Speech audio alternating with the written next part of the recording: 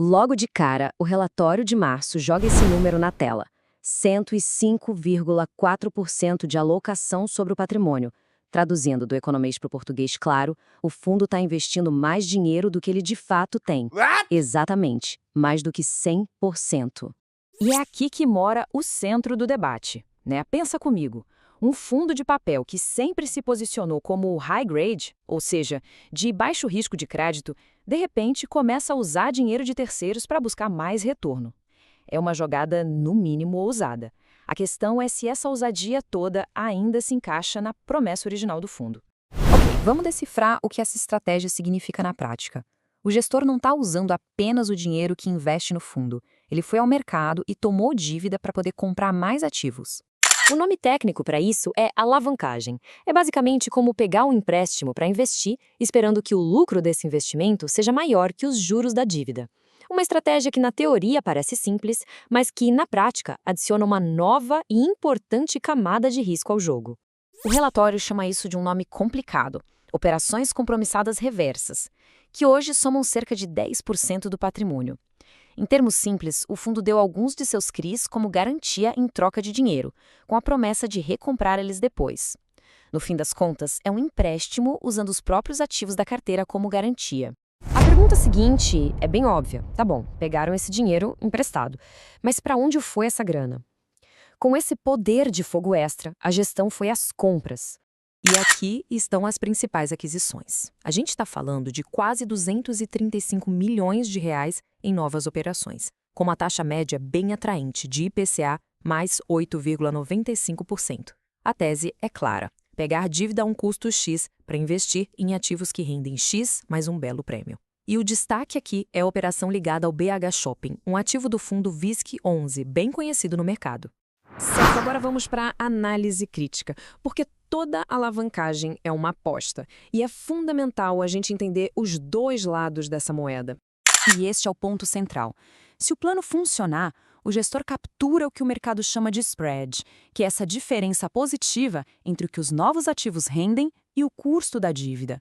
Isso, claro, vira mais dividendo no bolso do cotista. Mas, e se algo der errado? Aí as perdas também são potencializadas. E um detalhe crucial: a dívida precisa ser paga, não importa o que aconteça com os investimentos.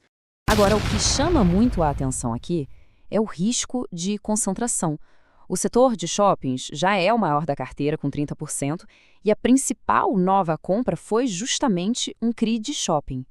Fica a pergunta no ar: será que, para buscar um retorno maior, a gestão não está dobrando a aposta em um setor que já domina o portfólio? É um ponto para ficar no radar. No final das contas, o que importa mesmo é o resultado prático, o dinheiro no bolso. Vamos ver como essa estratégia se refletiu no caixa do fundo até agora. Em março, a carteira do fundo gerou um resultado de caixa de R$ 1,12 por cota. Esse é o potencial de distribuição que os ativos produziram, já com o efeito dessas novas compras alavancadas.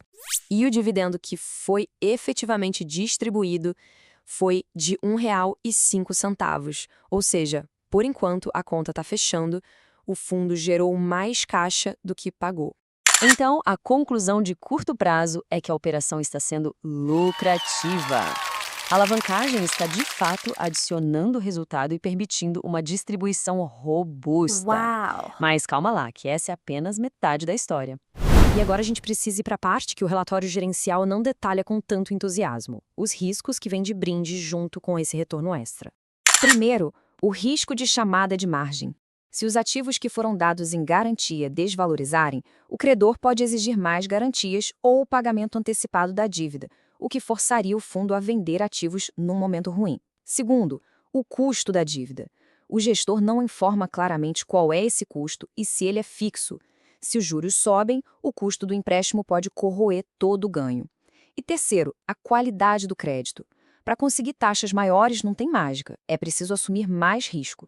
A gestão afirma no relatório que o patamar de 10% de alavancagem é adequado. Mas adequado para qual perfil de investidor? Para quem busca segurança em um fundo high grade? Agora eu quero saber a opinião de quem investe e acompanha o fundo. Esse ponto preocupa ou é visto como uma oportunidade de ganho? Deixem o comentário aqui embaixo. Com todos esses pontos na mesa, a questão que fica é se essa estratégia, no fim das contas, realmente vale a pena. A verdade é esta: a gestão está sendo mais agressiva. E quem investe precisa estar ciente de que o perfil de risco do fundo mudou. Este não é mais exatamente o mesmo KNPI 11 que muitas pessoas adicionaram à carteira em busca de um porto seguro. Para quem decide ficar ou entrar no fundo, é crucial monitorar estes 3 pontos de perto nos próximos meses. Primeiro, qual o custo real dessa dívida? O gestor precisa ser transparente. Segundo, a relação entre o que o fundo gera de caixa e o que ele distribui. Se essa conta se inverter, é um grande sinal de alerta. E terceiro, o nível de alavancagem. Esses 10% são o teto ou é apenas o começo? Se uma análise mais profunda como esta faz sentido, já deixa o like para fortalecer o nosso trabalho. No final, a pergunta que fica é muito pessoal. O prêmio potencial nos dividendos justifica adicionar novos e importantes riscos a um fundo que, em tese, deveria ser um dos pilares mais seguros de uma carteira? A resposta vai depender do apetite ao risco de cada investidor. Olha, a gestão do QNP11, que é um dos maiores fundos de CRI do mercado, fez uma aposta. E essa aposta, silenciosamente, muda o perfil de risco do fundo. A grande questão é, isso é uma jogada de gênio para turbinar os dividendos ou é um perigo novo que pode custar caro para o cotista? Se esse tipo de análise crítica é o que se busca para tomar melhores decisões, considere se inscrever aqui no canal Beabá do Dinheiro. Vamos continuar acompanhando de perto o KNP 11 e outros ativos.